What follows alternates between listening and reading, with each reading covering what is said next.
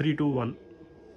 अस्सलाम वालेकुम and welcome to मेरी पहचान पाकिस्तान। आज हमारे साथ जी वतन अजीज़ पाकिस्तान से बहुत ही अच्छा नाम, बहुत ही प्यारा काम, doctor Sahibzada Syed Hamid Farooq, PhD doctor, gold medalist और इस वक्त यूनिवर्सिटी ऑफ गुजरात में head of Islamic education, religious education के हेड ऑफ डिपार्टमेंट है। वहाँ पे आपको बरतानिया में खुशामदीद कहते हैं। बहुत शुक्रिया शख्स। आपसे सबसे पहला क्वेश्चन मेरा है कि ये जो गोल्ड मेडल मिलता है ये कैसे लिया जा सकता है? बिस्मिल्लाहिर्रहमानिर्रहीम। बहुत शुक्रिया जनाबे वाला। एक तो जो सबसे बुनियादी बात है ना, ये अल्लाह के फजल से मिलता है, उसकी मेहरबानी से होता है। बाकी ज़ाहिर सी बात है कि वालिदैन की दुआएं भी होती हैं और आपकी अपनी मेहनत भी होती है, और जद्दोजहद के नतीजे में अल्लाह करीम ने इरशाद फरमाया वल्लज़ीना जाहदू फ़ीना लनहदियन्नहुम सुबुलना, कि जो हमारे रास्ते में मेहनत करते हैं, कोशिश करते हैं, फिर हम उनके लिए सारे रास्ते खोल देते हैं। यानी अगर आप कुरान को पढ़ते हैं, सीखते हैं, समझते हैं तो आप गोल्ड मेडल ले सकते हैं। अच्छा डॉक्टर साहब, आपने पीएचडी चूँकि रिलीजियस एजुकेशन में की है, हज़ारों लोग पीएचडी करते हैं, तो आपका पीएचडी का जो सफ़र गुजरा उसमें किस चीज़ ने आपको इंस्पायर किया? कौन सी ऐसी शख्सियत है जिसकी वजह से आप पीएचडी में आए हैं? बहुत सारे लोग स्किप कर जाते हैं एमफिल में या उससे पीछे छोड़ देते हैं एजुकेशन।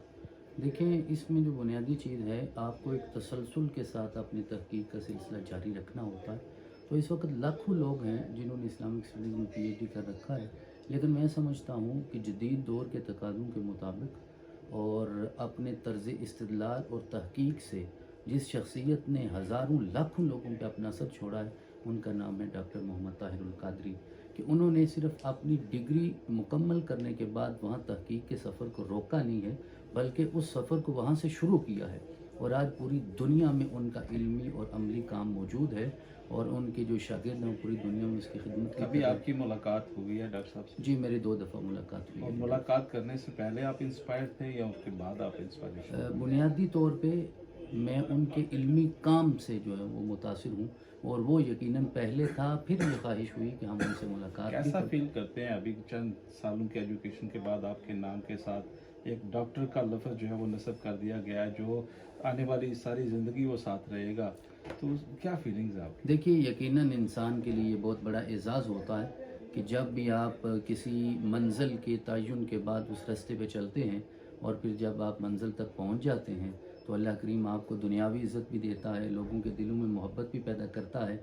लेकिन इससे बड़ी ज़िम्मेदारी ये है कि जब आपको ये टाइटल मिल गया, ये अल्लाह ने इज़्ज़त अता फ़रमा दी, तो फिर उसकी हिफाजत करना और उसके तकाज़े पूरा करना ये ज़्यादा अहम है।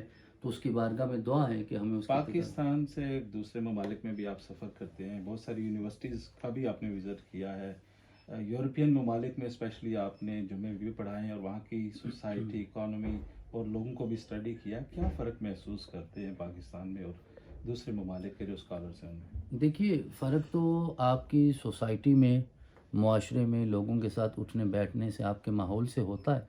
पाकिस्तान में भी बहुत सारे लोग हैं जो अच्छा काम कर रहे हैं, लेकिन वहाँ हम क्योंकि काफ़ी हद तक तंग नज़र होते हैं, मुतअस्सिब होते हैं, और अपने दायरा कार से बाहर निकल के आउट ऑफ द बॉक्स जिसे कहा जाता है, सोचने की हमारे अंदर ताकत और हिम्मत नहीं होती। क्या आप समझते हैं पाकिस्तान में जो स्कॉलर्स हैं वो नाम बेच रहे हैं, काम बेच रहे हैं, या कि रियल एजुकेशन जो है उसको दे रहे हैं? देखिए किमला, मैं किसी की नीयत पे तो कोई बात नहीं कर सकता, लेकिन पाकिस्तान में काम का इतना असर नहीं है। यानी इदारे बहुत हैं, मसाजिद बहुत हैं, नाम बड़े हैं, लेकिन ज़ाहिरी तौर पे लगता है कि उस काम का वो असर नहीं है। डॉक्टर साहब, पैदाइशी तौर पे हम बटे हुए हैं और बिखरे हुए हैं।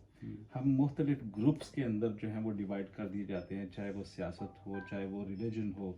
तो आप क्या क्या कहना चाहेंगे इस पे कि किस तरह से मुतफिक हो सकते हैं? देखिए साहब, से जो बुनियादी बात है, अल्लाह करीम ने कुरान अजीज़ में फरमाया कि वातसिबू बिहब्लिल्लाहि जमीआ, कि हब्लुल्लाह को, अल्लाह की रस्सी को जब तक सारे मजबूती से नहीं थामेंगे, तो उस वक़्त तक आप कामयाबी से हमकिनार नहीं हो सकते।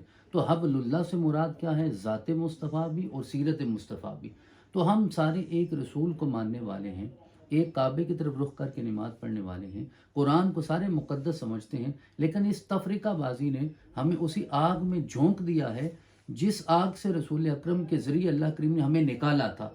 अब हमें फिर लौटना होगा रसूल अकरम के उस पैगाम की तरफ, आपकी सीरत की तरफ, अहले बैत की सीरत की तरफ, सहाबा इकराम की ज़िंदगियों की तरफ। जब तक हम कोई एक नुक्ते पे अपने आप को मुत्तहिद नहीं करेंगे, उस वक्त तक यकीनन ये हमारे लिए वो चलते चलते आखिरी क्वेश्चन डॉक्टर साहब आपसे, دلوں کی صفائی جو ہے، انسان اپنی صفائی ہر روز کرتا ہے، شاور لیتا ہے، خوشبو لگاتا ہے، دلوں کی صفائی کیسے کی جا سکتی؟ دیکھیے، میں بہت بڑے صوفی بزرگ گزرے ہیں، ہمارے مرشد کریم ہیں حضرت ضیاء الامت جسٹس پیر محمد کرم شاہ صاحب الازہری رحمۃ اللہ علیہ. آپ کے ایک قول سے میں اس سوال کا جواب عرض کرنا چاہوں گا کہ آپ تشریف فرما تھے مسجد نبوی میں مدینہ شریف میں، تو ایک نوجوان حاضر ہوا اور یہی اس کا سوال تھا کہ میں تصفیہ قلب اور تزکیہ نفس کرنا چاہتا ہوں، تو یہ کیسے ہوگا؟ آپ نے فرمایا کہ جب بھی کھاؤ تو حلال کھاؤ، اور جب بھی بولو تو سچ بولو، یہ دو کام کرو، کھاؤ حلال، بولو سچ، اللہ رب العزت دل کا انسان کی اصل شناخت کیا ہوتی ہے؟